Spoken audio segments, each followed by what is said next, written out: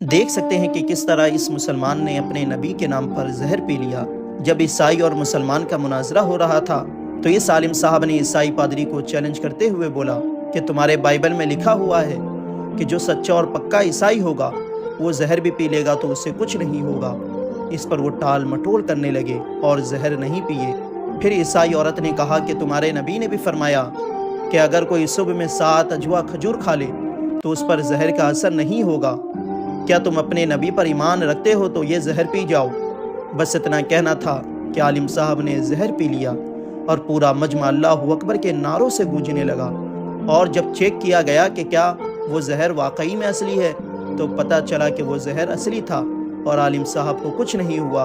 اور اس واقعے کو گزرے ہوئے کئی سال گزر چکے ہیں اور وہ عالم صاحب آج بھی انگلینڈ میں اسلام کی تبلیغ کر رہے ہیں۔ ان کا نام ہے شیخ اسرار رشید۔ تو کومنٹ میں سبحان اللہ ضرور لکھیں۔